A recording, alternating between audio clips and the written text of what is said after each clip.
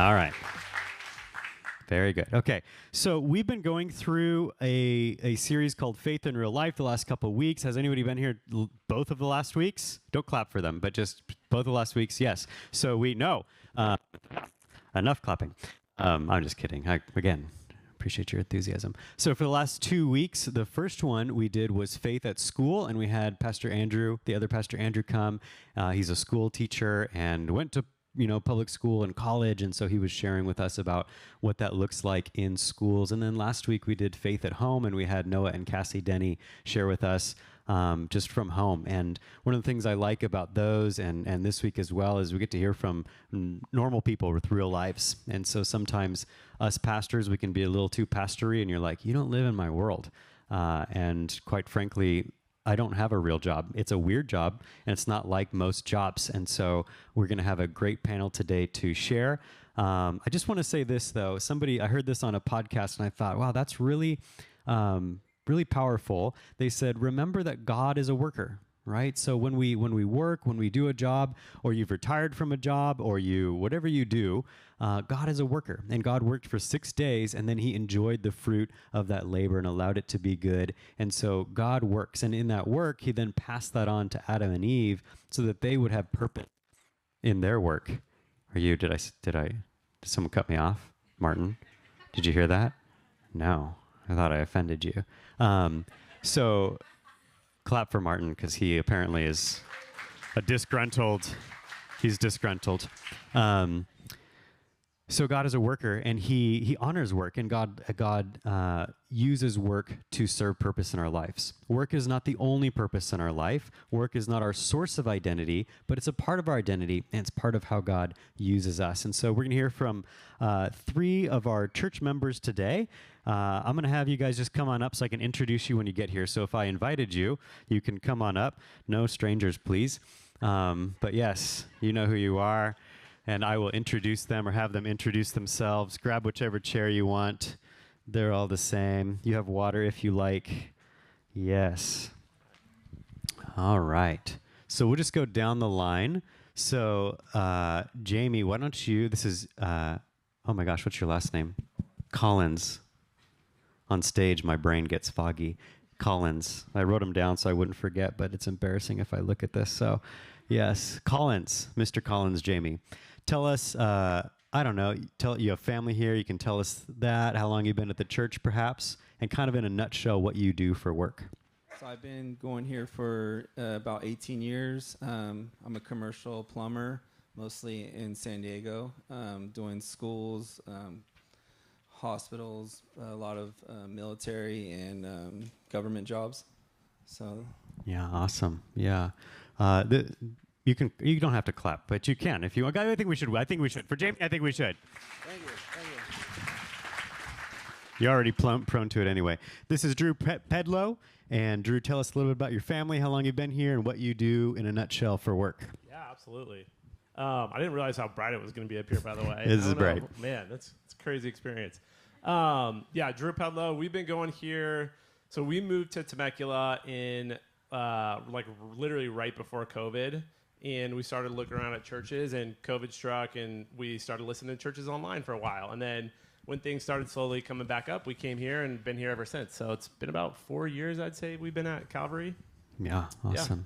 Yeah. And for work? Yes, for work. So I've been in software for the past 10 years. So it's kind of a weird story how I ended up in software, but I studied actually theology in my undergraduate degree. Found myself working for a software startup in the Bay Area, and have been working for software companies ever since. Very cool. Awesome. Yes, clap for Drew. Yes. Welcome, Drew. Awesome. We're so glad you guys are here. And then Jessica, you can tell us the same things. Do you remember them?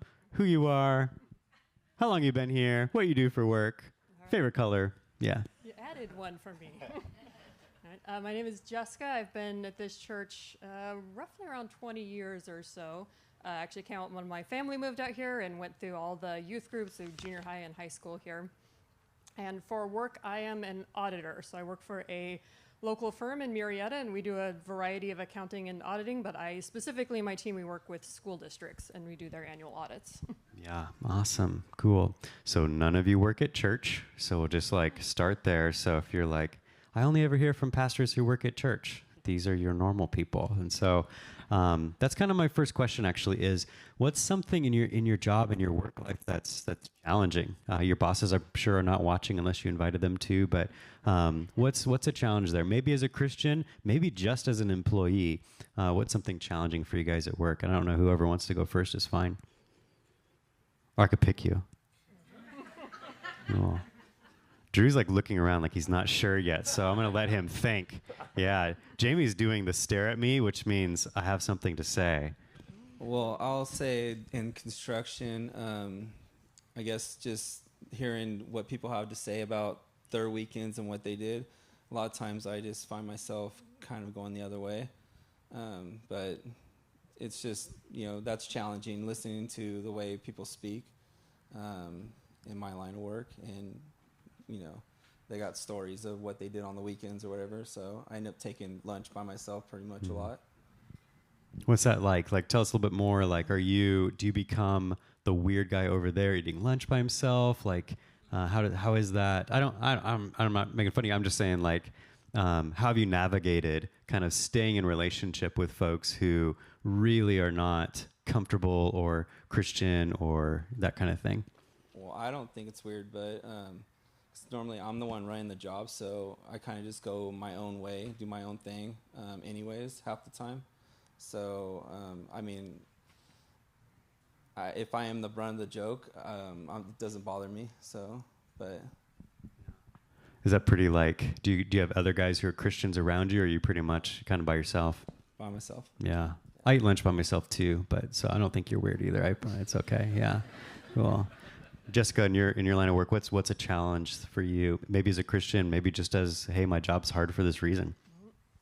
So I was actually thinking a little bit more on time management and interactions with employees. So we actually do have a decent mix of Christians and non-Christians within my office, and so there's not quite that isolation side of it. We do have more of a blend on that side, but I think always trying to take time to interact with people, to be that listening ear when they need it, to be the help through.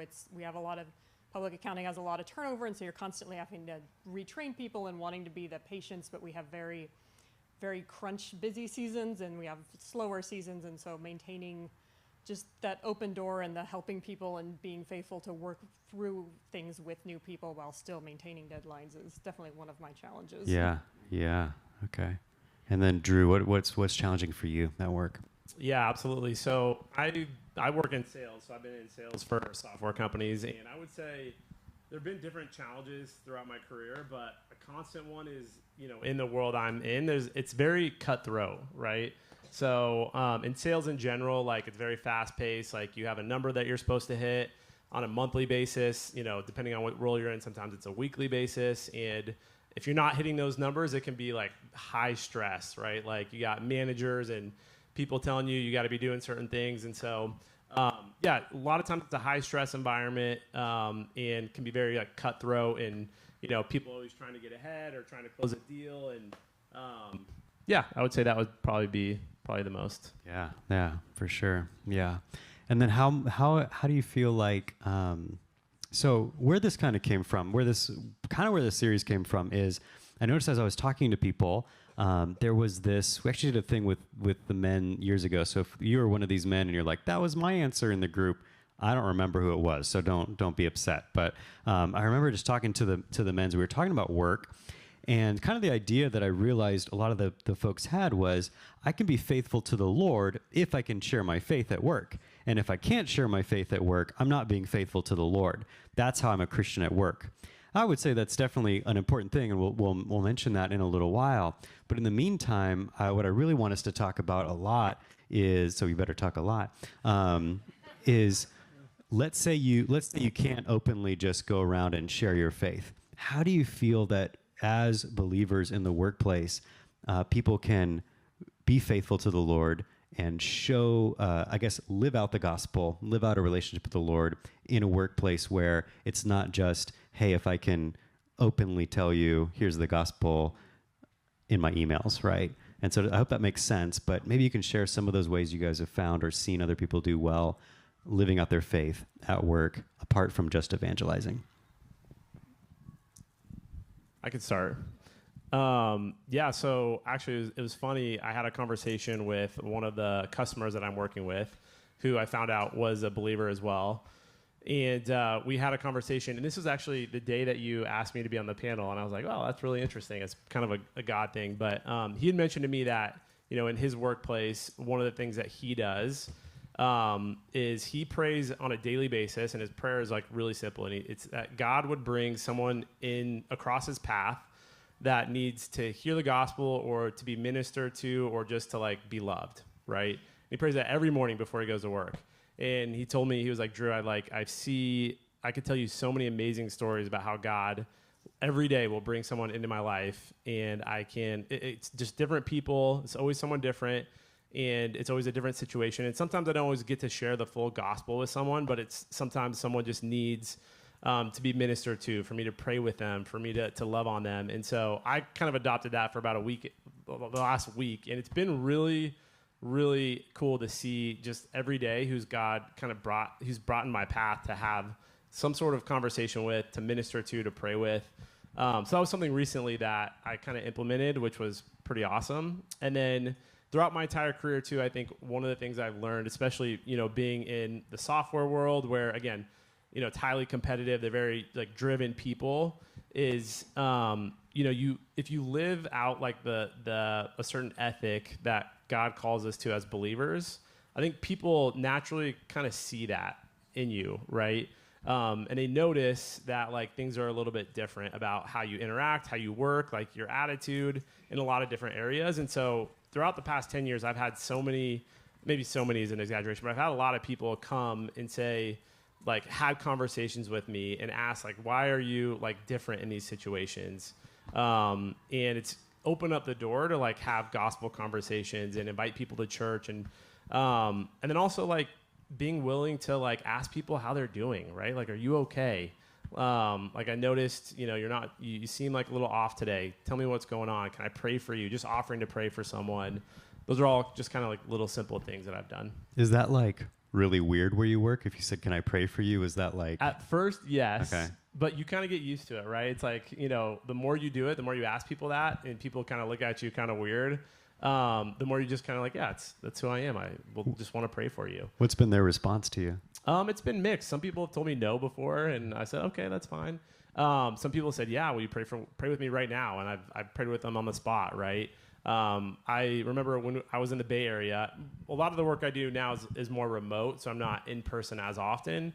But when I was in the Bay Area, I was in the office, every day, and we had these, it was like an open office floor plan, and they had these little, not cubicles, but like offices that you could go into and you could make calls or whatever. And so I was in a meeting, and, there's it's like glass panels so you can see into the office. And I remember one time I had one of these conversations, and someone asked for me to pray with them, and we prayed in the office, and then, kind of looked up and I saw a couple people looking in on us, and I was like, yeah, it's fine.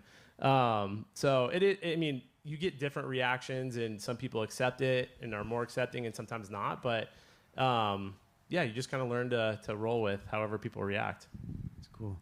Jamie, I haven't heard from you in a while, so I'm going to let you go. Yeah. So what was your question? Yeah. So what are some ways, what's your favorite color? I am curious. Which, Jessica never answered, by the way. We'll find out later. Green? Okay. Yeah.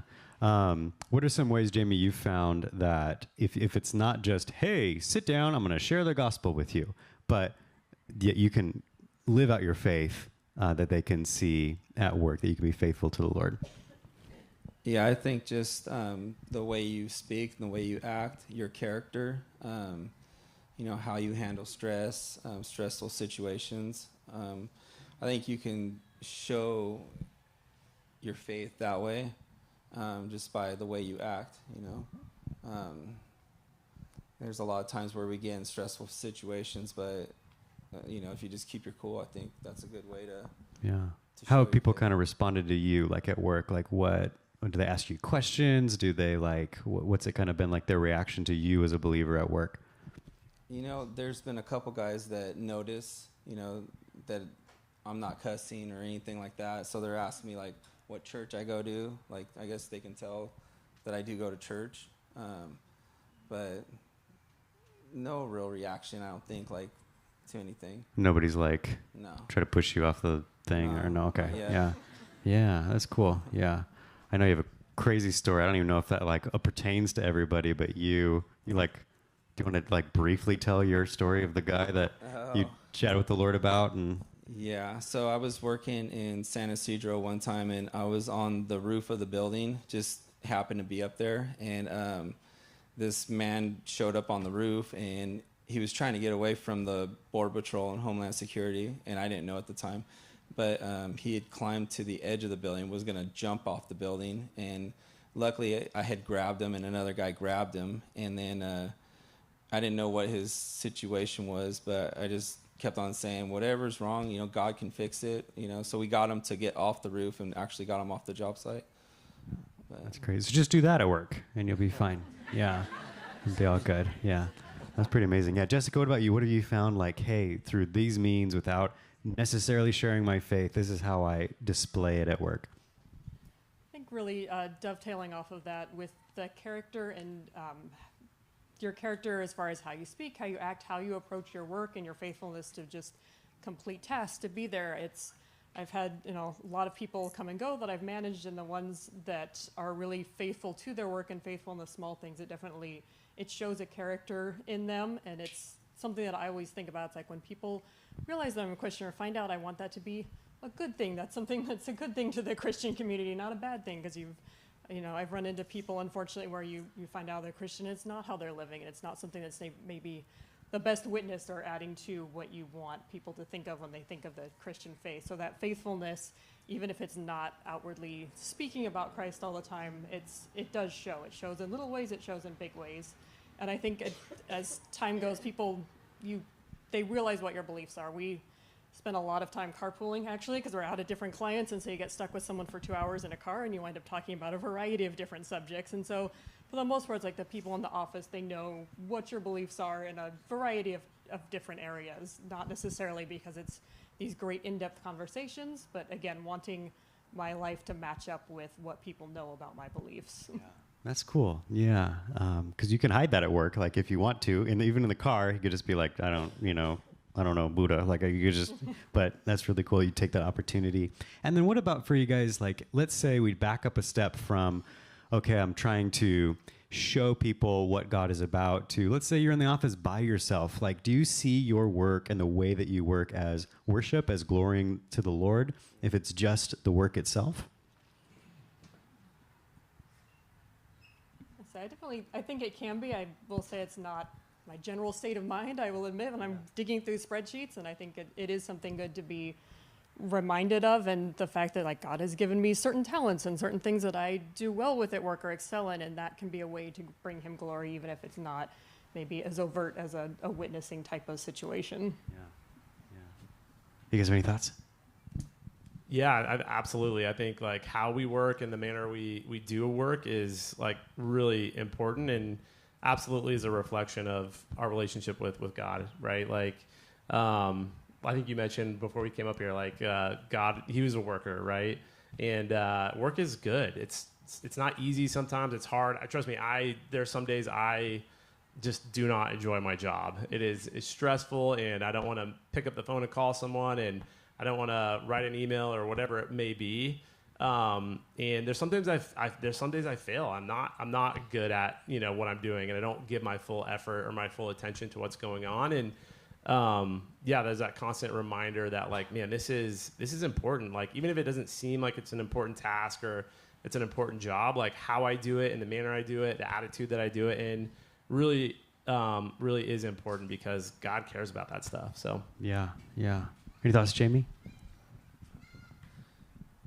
Yeah, we just just remember that we're ambassadors, like Pastor Brian said last week, for Christ, and whatever we do, we're placed by God to be there, and so we're just trying to do the best job we can do, because it is all to Him.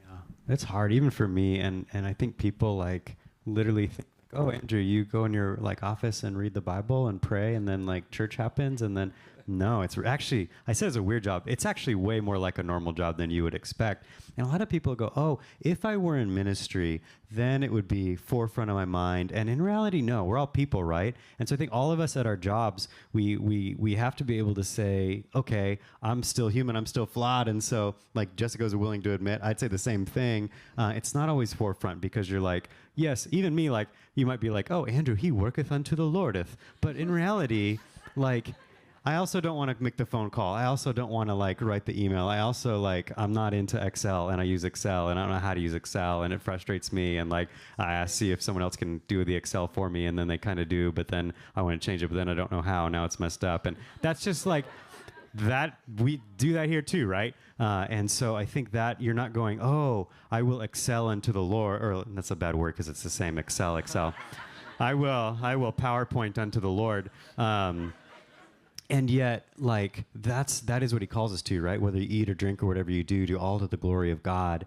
And I think, yeah, we can say, oh, it's a display.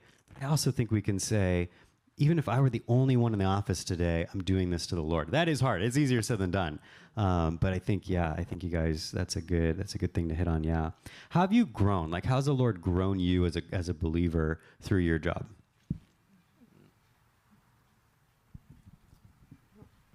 I think for me, the job that I wound up with is a lot more interactive than some other areas of accounting. I am the introvert accountant by nature, and I wound up in auditing, which is a lot of walking into other people's offices, sometimes building up long-term relationships, sometimes just cold into a new encounter with different people from week to week. And it also is a public speaking thing, which is not my favorite, I have to admit. And so God has definitely stretched me in that interpersonal, whether it be just kind of one-on-one or larger groups, of being more willing to put myself out there to start the conversations, to interact with people. And so that I think can have implications in other areas, but that's definitely one area I see of being stretched in this job. Yeah. It's funny how God will, he'll make you a certain way and you're like, okay, you designed me to do this, but then you made me do this instead, or in addition to. And so that's really cool. God kind of pulling out of your shell a little bit. And you greet at the door here on Sundays, so you're doing it. You're being not introverted at the door. So yeah, the Lord is doing. It's like more in-depth conversation. Yeah, okay. More of a stretch for me. Yeah. All right. Jamie, how about you? Anything the Lord's like grown you in out of the challenges at work? Yeah, I think since I first started, I've been doing what I do for about 24 years. So I've changed a lot in 24 years. So I can say that it is part of my testimony, really, from the beginning of when I first started to now. So I think, that's where I've grown a lot, just to know, how to treat other people, how to talk to people, to glorify God and just show his love with, not even having to say anything, just to be that person, That's cool. Yeah, definitely. Drew, how about you? Yeah, very, very similar to both of you, but I think for me, I didn't expect to be in the field that I'm in, right? I got my undergraduate degree in theology. Again, it's a long story, but I ended up in the software world, and I hated it at first. I absolutely hated it. I had to commute basically 2 hours each way, and it was a horrible commute in the Bay Area, and I was doing a job that I didn't love. And I just gotten married, and so it was a hard, first, real job out of college. And I think God used that time to really humble me in a lot of different ways, to really kind of what you were talking about before, but remind me that first of all, my job doesn't define who I am, right? No matter what job I have, it doesn't define my worth or who I am or anything like that. But I can use my job to, one, glorify God, to one, make his name known, right, among the people that I'm working with. And it is a mission field in a lot of ways. But yeah, I would say, just humbled me and, caused me to, I've done a lot of things that I never thought I would do with the job that I'm in. Yeah. Probably a way to trust the Lord and yeah, especially when that pressure's on you. That's tough. Yeah, absolutely. Yeah. Jamie, I would think too, you got to figure out, you're not plumbing at someone's house. You're plumbing the border. And so that's got to be, Lord, how do I plumb the border? Right. A lot of trust in the Lord. Yeah. And then you got to go to someone's office and be like, you're a criminal, or I don't know how it works. Not quite like Not that. quite like that. I'm going to give it that way anyway. That's more interesting. I don't know. Yeah, okay. You just email them and tell them that, no, you're a criminal. You don't tell it in the office? Send it later. I've never used the word criminal. Oh, I in the would all the context time. of an audit. Yeah. You false, evil, wicked. Yeah, okay. Awesome.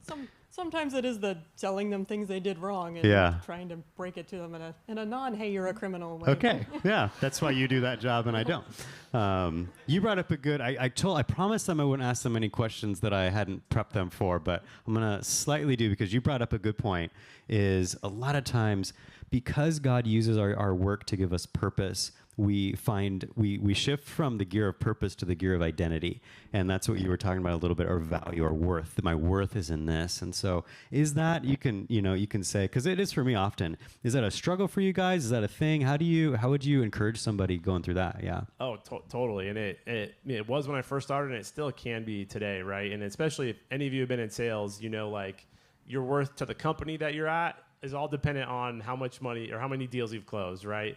And 1 month you could be great, the next month you could be doing terrible. So it kind of wavers drastically. And it's hard not to let that affect your perception of yourself a lot of times, right? And so absolutely. And you have to be grounded in your faith, be grounded in the Lord, know. And at the end of the day, it's you're working for the Lord and you're working for him, and you can control what you can control. And that's, and that's it. Everything else is out of your hands, and God's going to provide, and he's going to make a way for you. But absolutely, that's been a struggle for me. How are you, Jamie? That you too, or no? You could say no. Yeah, if it's no, pretty it's much all right. the same. Just trying to keep the schedule, trying to, everything's scheduled. So you're constantly in a race, so you're just trying to beat the date, so.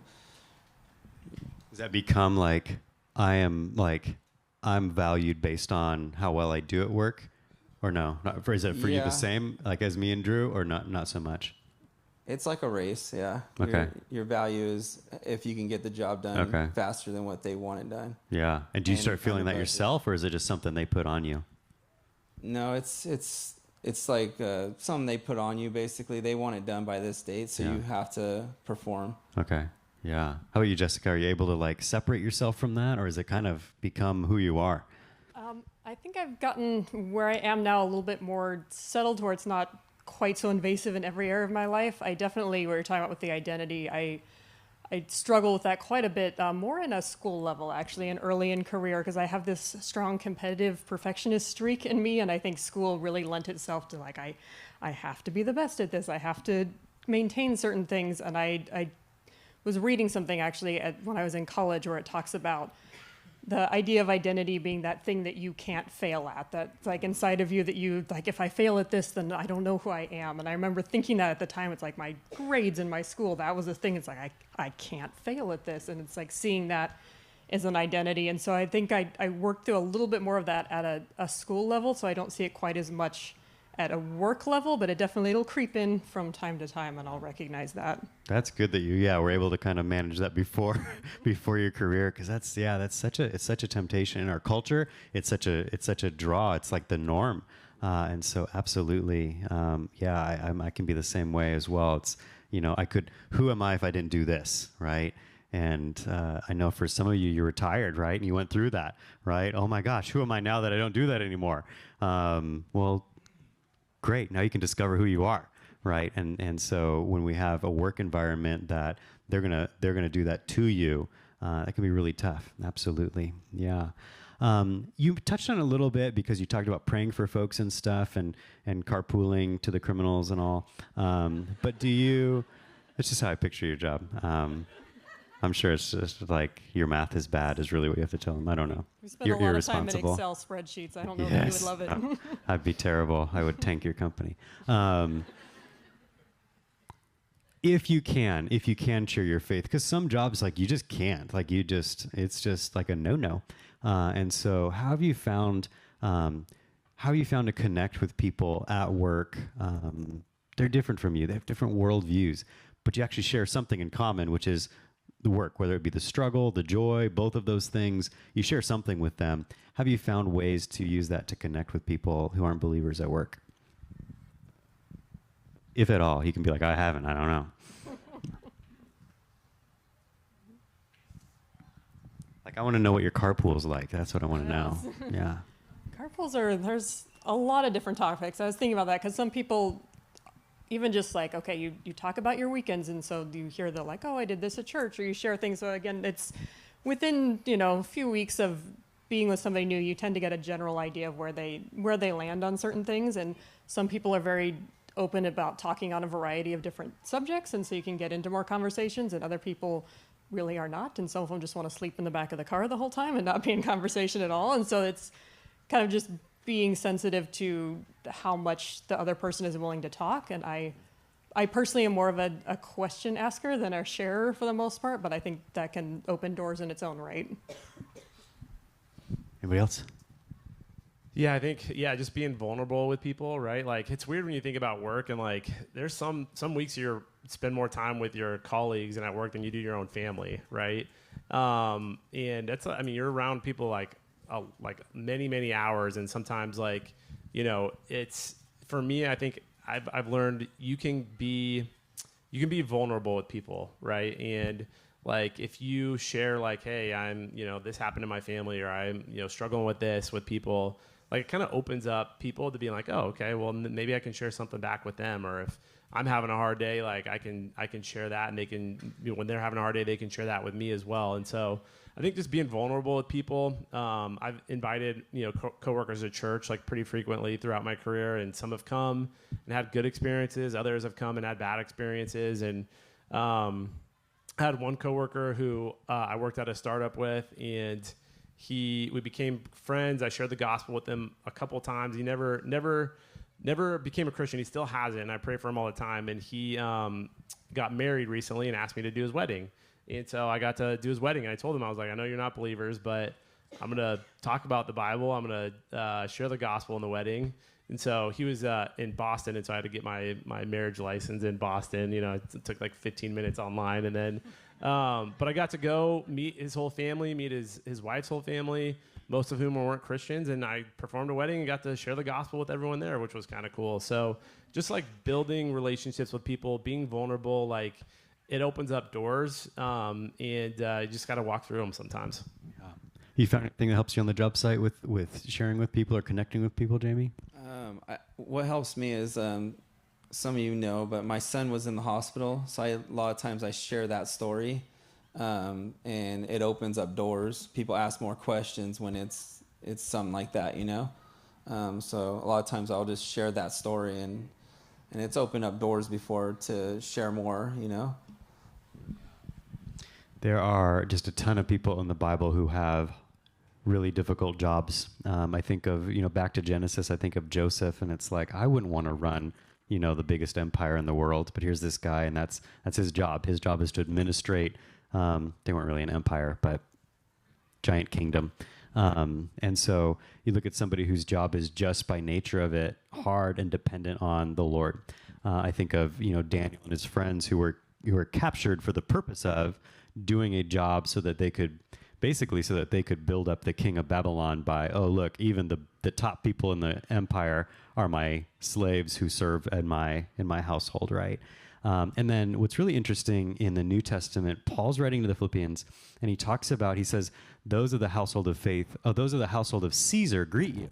And the household of Caesar was basically Caesar's staff. So a mix of slave and freed people, not Caesar's family, but Caesar's staff that were kind of his eyes and ears and arms around the empire. So what Paul is saying, without all the history attached to it, Paul is saying basically they're believers in the highest levels of service and power, but those are hard places to be in, right? It would be hard to be a believer and also serve Caesar, okay? And that's what they had to do. That's what they had to navigate. And so many of you it may not be as dramatic as those things, but you have, for various reasons, whether your job is just hard, like Joseph's job was hard, or your job is hard because you're a believer and it's a hard place to be a believer.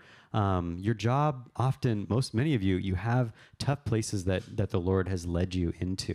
Do you guys have any, I'm going to put the weight now on you. I'll give you a history. You do the hard part. Any encouragement that you have for people here who are going, man, my job's a slog, or it's scary, or it's hard, or I struggle there. there, or it's hard to be a believer there. Anything you would say to encourage us with that?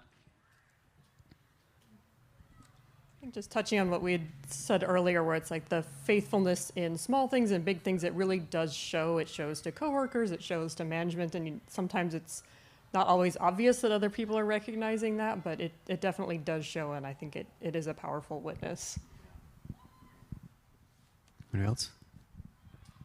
Yeah, I think, like, again, when I first started out in my career, like, I just hated it. I hated every moment of it. And I think, like, in those times, like, really digging into your relationship with the Lord and asking God, like, what are you teaching me in this moment, right? What are you teaching me in this time? And then thinking of your job as more than just like a vocation, more than just a way of making money, but really thinking of it as a way to, like, this is my mission field that God's given me, right? He's put me in this role. If we really believe that God is sovereign over all things, right? He's all knowing, he's all loving, he's all sovereign. He has ordained me to be in this role that I'm in.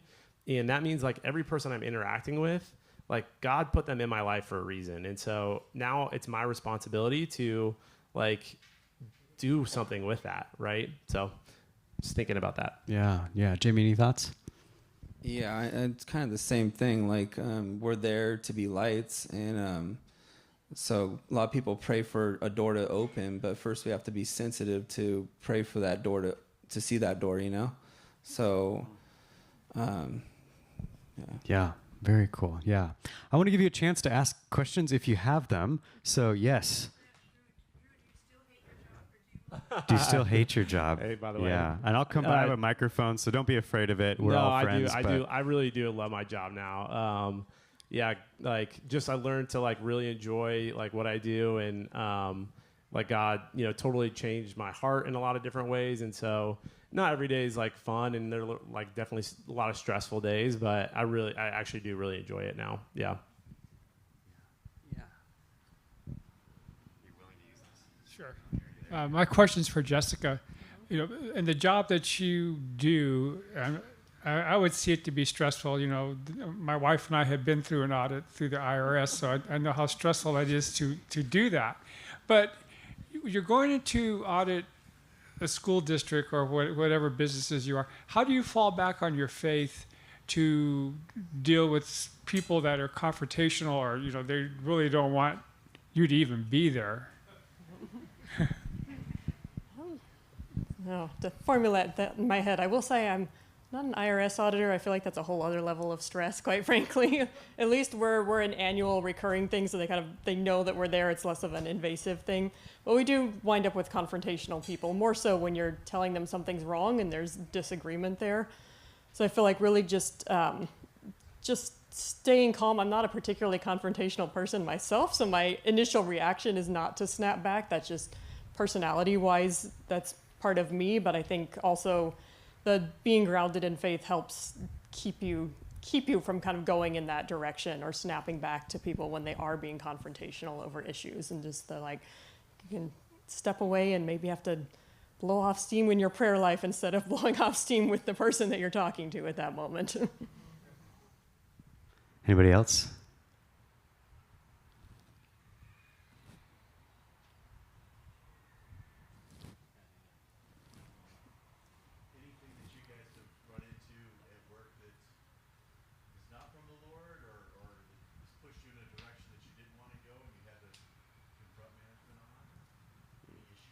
That's such a good question. I'm going to repeat it because this goes on the YouTubes. So yeah, the question was, is there anything that you've been pushed towards in your job, maybe that's not of the Lord, that you're needing to confront management on or deal with, navigate through? An example would be, I'm in sales, and at certain points I've had people want me to sell vaporware. It's like, this doesn't even exist yet, but go sell it. Totally. We'll build it. It's like, well, build it and then we'll sell it. And so I've had to say no many times. Yeah, no, They don't even ask me now. very similar, very similar. Yeah, I was at a startup where, in the software world, like, startups, a lot of times, just exactly what you said, you're selling, like, a vision, right? That's not like, oh, it's going to do this, or we'll be able to do that, right? And so, yeah, and you always have a number that you got to hit, right? And you're always getting pushed to hit the number and close a deal no matter what it takes. And so a lot of people cut corners or will try to like oversell something. And I mean, it's when you're under pressure, right? And you, in your mind, it's like, man, my job is on the line. Like if I don't close this deal, I might not have a job next month. Right. And so it's really, really easy to get, to be tempted to do that. Right. And they're probably like early on in my career, I probably did do that, honestly, in multiple times. And at this point in my life, in my career, in my walk with the Lord, like I'm number one, I'm like, it's not worth it to me, right? The money, the title, the job, like if that means like I'm being dishonest to someone else, like it's not worth it to me to do that at all. And so, very similar to your experience. Absolutely. Any other two want to chime in on that one or no? So I don't have really an ethical confrontation in that same line, but I think the thing that will sometimes be a hard thing is just balancing time. We do have very busy seasons that come up, and I remember even like talking to one of my coworkers who is a Christian. They're talking about they just like don't go to church at all during busy seasons because it's like their time gets so shifted. And so the staying mindful of still making time for God, making time for church, making time for other believers instead of getting so crunched into certain busy seasons that that's the first thing that goes out the window, which I've seen. So that can be one of the struggles. So not really the same with the ethical, but something that can definitely push in the wrong direction. Yeah. Jamie, yes or no? No, go. Yeah, if you raise your hand, I don't get enough exercise, so it'll help me to walk to you. And that way I don't have to repeat what you said from here. Any other thoughts, questions? Don't be scared. It's okay. Is it because I said you're on YouTube? No one watches it.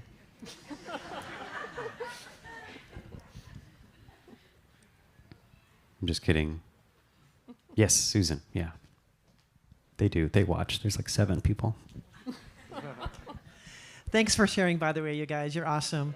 I'm not sure how to word this question, but in my career, going up the ladder to become maybe a manager or going to the next level, supervisory or whatever, there have been a lot of compromises that I think I would have had to have made to do that, compromises that wouldn't have fit. Do you guys get that pressure? I don't know where you are on like if you're like the top of the ladder, or if you're the president of the company or whatever, but if wherever you are, has there been, or do you feel sometimes that there is pressure to make compromises to get ahead, to be able to further your career? Well, I'm a site superintendent for where I work, so I'm kind of at the top where I could be. So to get there, I never compromised. I just worked, every day hard, did what I was supposed to do, and kept my integrity. That's all I could do, but it got me to where I'm at. I haven't really specifically with my current job and the positions I've been there. I did a little bit with a previous job, not so much in my position, but in a few of the other positions around me, there was definitely some of that pressure to kind of cut corners on different things. I think very different. I'm still doing accounting, but in the audit world, that's like the one thing you really don't want to do is cut corners on a lot of different areas, because that's kind of what we're there for. So I haven't experienced as much there, but I have seen it in past jobs. I would definitely say yes. I think in my particular line of work, it's very common to like do whatever it takes to get to the next level, right? And people are very very driven and very like money motivated, right? And so if you are ambitious as well, right, and you're a believer, it's hard to look over to the person next to you and be like, man, we want that same job. But like, I'm not going to do certain things that they might do, right? And so you always have to kind of take that into account. But and I left a job because I felt like that was kind of the position that I was being put in, right? And so I think that pressure is there like pretty frequently. Yeah. Anybody else? Yes.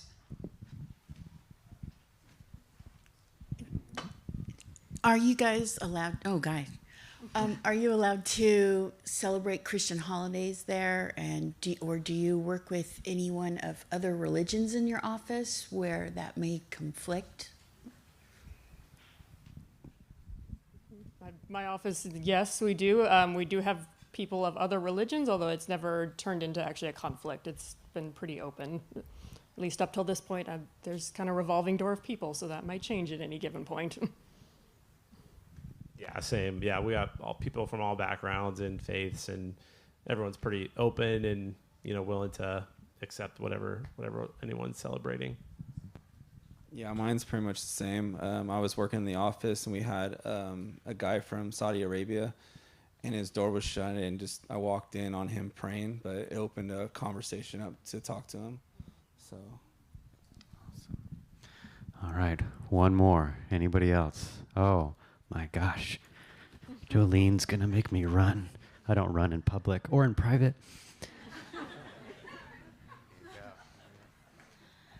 I was wondering if any of you guys have dealt with any form of discrimination on your journey up the ladder. I personally know. Our partner group is kind of 50-50 overall as far as Christian, non-Christian, so I really haven't experienced that at my particular job. No, I have not either. Yeah, I'm trying to think if there was there's nothing that comes to mind that someone, you know, because of my faith or anything else. I don't think so. All right, I'm going to go ahead and close us in prayer. These guys will hang out till 11 or 12 if you have questions for them. And yeah, we'll go from there.